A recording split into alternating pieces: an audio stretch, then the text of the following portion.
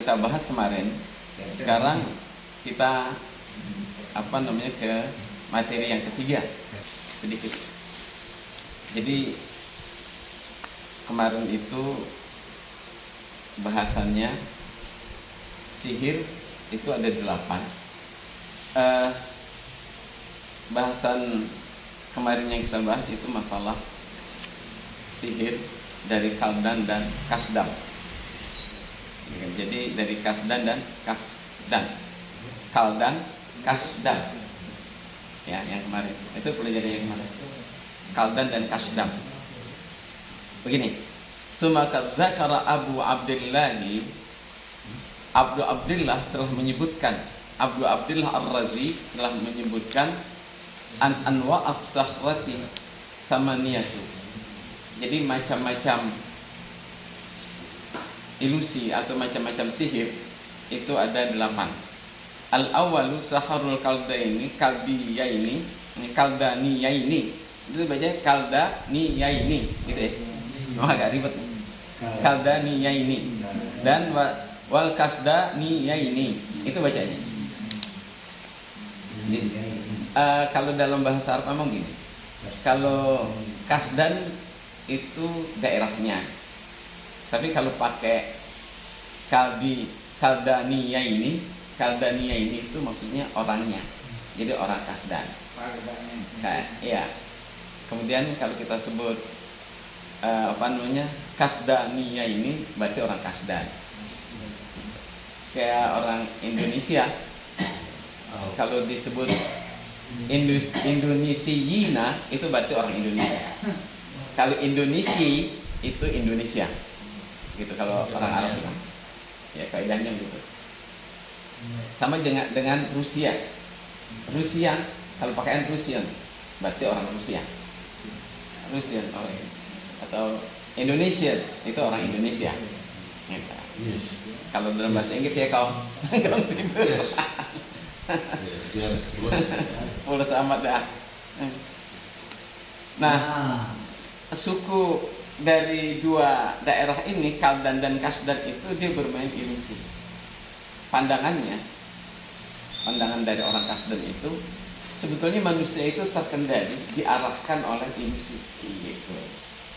Ya memang kita hidup memang dengan ilusi. Kalau kita bilang rencana, tapi sebelum rencana pasti ada ilusi. Ilusi itu kalau kita bilang sih mungkin gagasan, ide. Gitu. Kayak orang pengen buat bangunan, itu bangunan sebelum dibuat harus dibuat maketnya dulu. Tapi sebelum ada maket, itu kan ada gagasan yang ada, gue pengen seperti ini. Kalau kurang bagus ininya di sini, kamar mandinya di sini, kamar ruang tamunya di sini. Baru setelah itu maket udah selesai, baru bangun bangunan. Nah begitu juga manusia.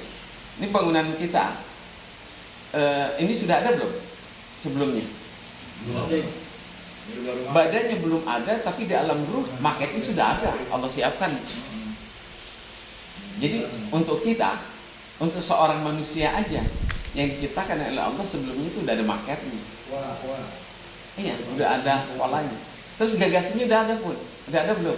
Nah gagasannya itu yang dinamakan di dalam di arsy.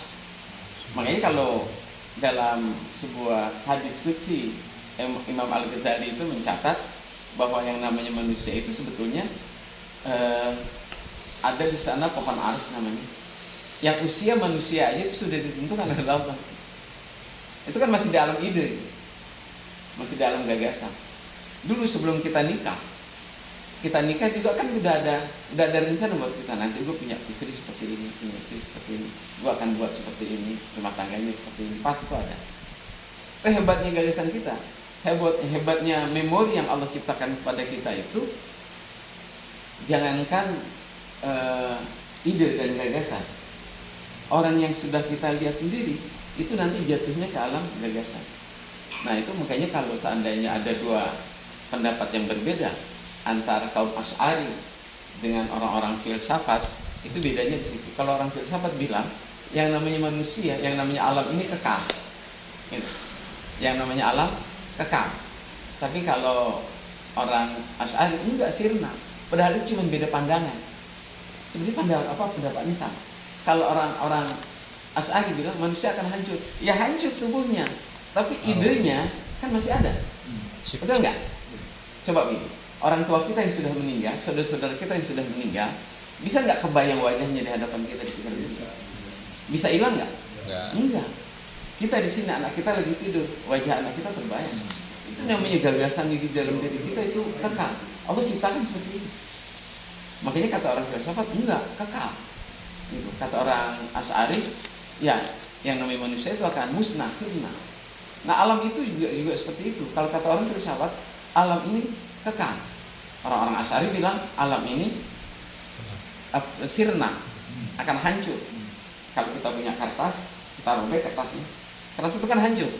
Tapi gagasannya kan enggak. Ini boleh kita sobek, tapi kan muncul lagi. Kemudian sekarang muncul komputer. Hal ini semuanya membuktikan bahwa benar alam akhirat itu ada. Nggak bisa nggak ada. Orang yang mengatakan alam akhirat itu nggak ada, berarti dia tidak pernah berpikir mendalam. Ya. Dan kita dengan orang tua kita, nah orang tua kita yang melahirkan kita itu cuma sebagai media aja. Sama dengan komputer yang kita ada catatan seperti ini kan komputer ini cuma media. Ya dah. Nah kemudian dari media ini nanti kalau seandainya kita pengen adain lagi bisa nggak? Bisa kan? Manusia itu akan diadakan seperti itu. Nah, jadi munculnya teknologi itu semakin membenarkan alam akhirat itu ada. Dulu gagasan orang-orang dulu mungkin belum bisa kepikir seperti itu. Kalau sekarang, nah ini kan masih dalam alam gagasan. Taruhlah namanya ini di dunia arsy, ya kan? Kemudian Allah cetak, bisa? Bisa. Ini kita tercetak. Nanti kita akan hancur, tapi kita akan muncul lagi nanti dicetak lagi. Nah, di dalam Al-Quran Allah mengatakan itu orang yang sudah hancur, yang punya dosa, orang yang dosanya besar, yang kecil, pahalanya yang besar, yang kecil, orang akan masukkan ke dalam neraka. Dia akan disiksa oleh Allah, akan hancur, jadi lagi hancur, jadi lagi sama ini sama. Ini kita sobek, kita print lagi, sobek, kita print lagi, bisa nggak? Bisa. Nah, jadi munculnya teknologi itu semakin membenarkan adanya alam akhirat nggak bersembarangan. Semuanya akan ada balasannya. Nah makanya kata Allah itu di dalam Al-Quran katakan yang ayat itu faman ya'mal mithqala dzarratin khairan yarah wa man ya'mal mithqala dzarratin syarran yarah. Jadi semua yang perbuatan kita yang kecil akan tercatat gitu. Kemudian semua perbuatan kita yang baik juga akan tercatat. Sekecil apapun perbuatan itu, sebesar apapun perbuatan itu akan dicatat oleh Allah, nggak pernah hilang. Gitu. Makanya orang kalau yang udah usia balik itu wajib laksanakan, ya udah laksanakan. Bahkan sebagian ulama saking hati-hatinya orang yang dulu meninggalkan sholat maka dah sholat lagi itu ganti. Dulu sholat dulu itu nggak pernah sholat asar, pernah sekali ya sholat asar gitu. Atau dia dulu reman kemudian sekarang menjadi benar. Terus sebagian ulama mengatakan kalau dia sholat asar, sholat lagi asar, sholat zuhur dulu tinggalin, sholat lagi zuhur. Saking hati-hatinya. Nanti kalau benar diminta pertanggung jawabannya bagaimana? Ya, untuk menjaga. Ada juga memang ulama yang mengatakan tidak, nggak usah kalau dari tobat baru dulu. Cuma tobatnya harus nasuhan. Tapi kalau sebanyak nggak nasuhan, harus ulang-ulang lagi. Tapi kalau yang baru muslim, kalau kayak Pak Joki umpamanya kan baru tuh. Ya kan? Nah itu enggak. Tapi kalau yang dulu muslim dari kecil kemudian dia tidak melaksanakan itu, dia selama itu merasa meninggalkan, dia harus diulang sholat. Itu mualaf ya.